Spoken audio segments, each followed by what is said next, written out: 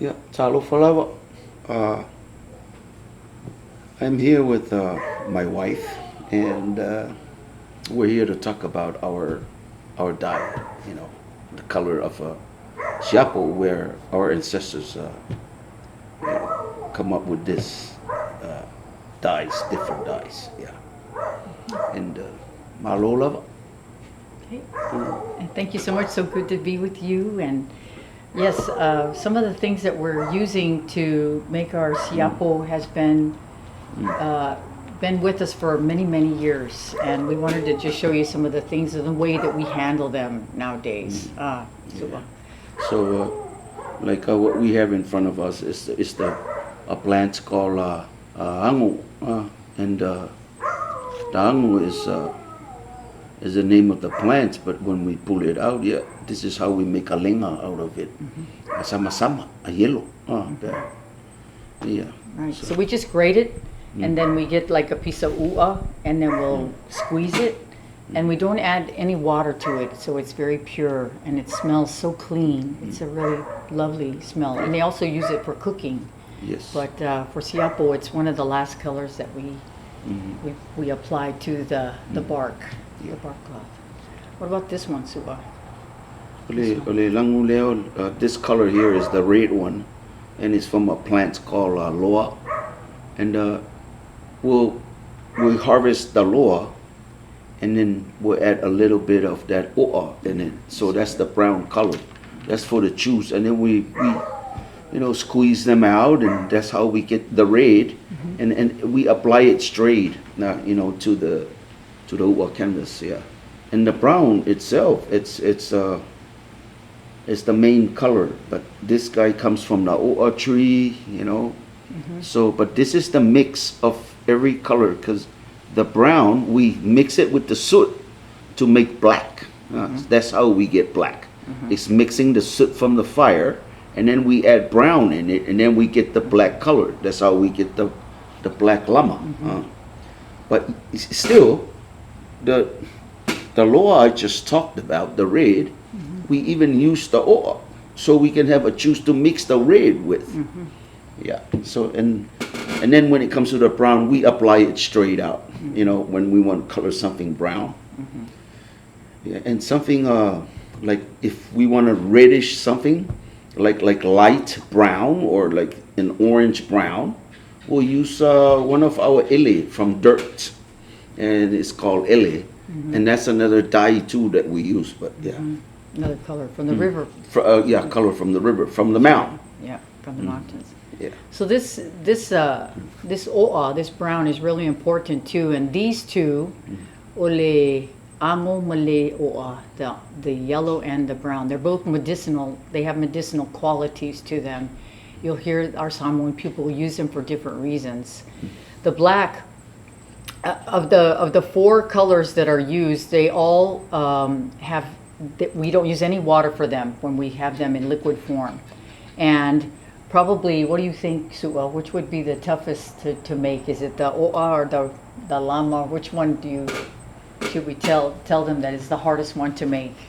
Which one? I think it's both, the lama and the o'a.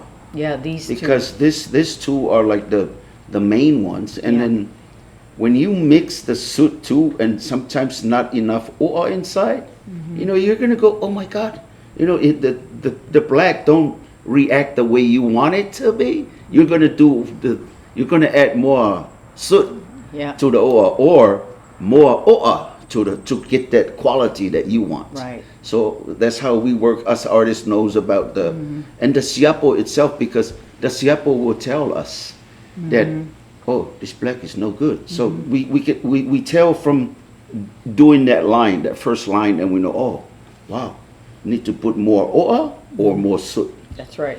Yeah, so that's so true. They all work together, the materials and the dye. Yep. So then this is our brush, our Samoan brush. It's called a pa'ongo, and this comes from the pandanus tree. And when it dries, we trim it with the scissors to get a really beautiful point like this one here. We'll get a nice point, And if you take good care of it, you have to wash it after every use of when you're painting the Siapo.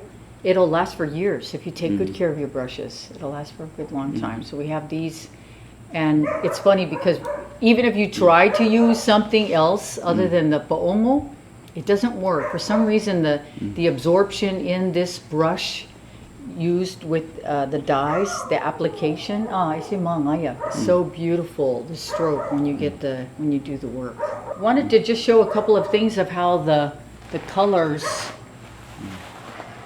react on to the u'a. This is one of Su'a Uilisone's work. Let's just put it this way. And you can see his work, the black is very opaque. It's got this really beautiful opacity to it, or it's so solid.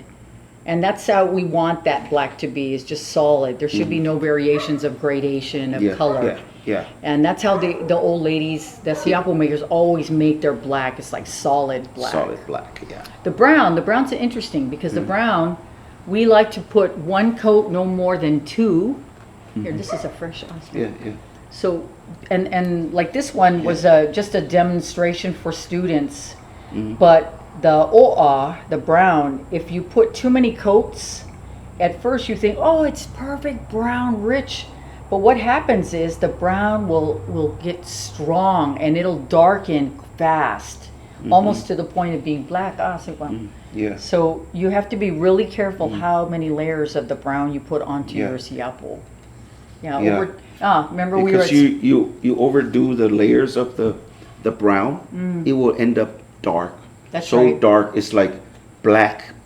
Right. But it wasn't like that from the beginning. Right. It was black and brown. But because of how many coat you put on your, that's why you got to be very careful. That's right. Be careful because the brown itself, it grows. That's right. As it goes. Remember when we were at at Smithsonian and we saw those big tapas from the 1800s? True that. It was almost so, the brown and the black was so close you could almost not be able to tell which one was brown and it's black because of that. The age. The age, the brown age. The brown never stopped. It's the color that, even us artists are now learning just to do one coat, because we went through the whole thing like the beginning. Right. We're making lots of mistakes to understand more about the brown, this tree called o'a. So now we kind of, we know everything about it. So we're trying to do one coat. And like what we said, all this artwork over here, one coat. But, one coat. Let me see that. See? This is one coat. But look how fast the brown grow. See this, all this brown? And it's only one coat. So that's why we have to, even in here. So that's why we're very, very careful. Right. And even because we're teachers, we tell the students, please, one coat. But the first time you apply, it's so funny, it doesn't look brown. I mean, that's what tempts you to God, I want to put more because it's not brown. But no, please do not, because it will make you think like, oh my God, how come it's so dark over here? And then, and because it's your own doing. So it's very good to. The other thing too about the brown that's really important to remember is it has to be kept in a dark space and it has to be kept closed, sealed well. You don't want to shake it. It's one of those dyes. It's very sensitive to things. So, and because we can use this to mix with some of our other colors, the lama especially, but also the loa and the loa and the ango. We want to make sure we always have a real good supply. It coagulates. It means it like clogs. It gets really if you're not careful with it. So we use it. We go scrape the tree again. And we come use it again. When we have enough, we're working hard, always making the siapo as we go. And the more we do it, we sort of understand about how much can we scrape from a tree, because you're looking at this tree. If you get more scrape the tree, you're going to get more brown, and then they're all going to go bad and stuff. Right. So for us artists, we know exactly how much part of the tree we scrape, and then that's good enough for this certain like numbers of art. Like we're doing, okay, how many? Oh, 5, you 5, and I got 5. Okay, just 10. So we we kind of know exactly what we're going to use because of the size of the artwork we're going to borrow from the tree. Yeah, so it's a very it's unique color. Very But true. yeah, we still what I'm thankful about is our ancestors that that went and learned and invented all this stuff or found the colors because nowadays we are still using it. We're looking at us, the generation, whatever, but these are the ancient colors that it's from the 1700s, 1800s.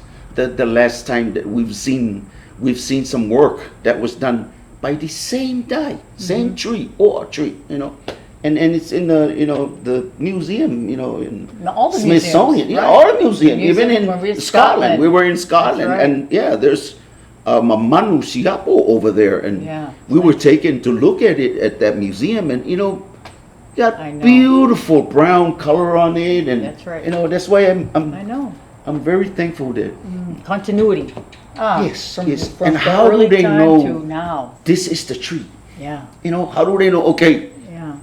they could go and scrape the coconut or scrape the breadfruit. They probably Yeah, did. they Try it probably out. did already to try it out. But to know exactly this brown is perfect Su'a for the siapo that they will go together with this. Yes. Allah is so perfect. I know. Wow. Look at the brown. Wow. I know. Mangaya. I know. Beautiful. Oh. Whakakile lava, Su'a. I think that we've answered some of the queries that people might have about our dyes. Yes, yes. Thank you so much. Faftai lava. Yeah. Manguya. Mafasaifo.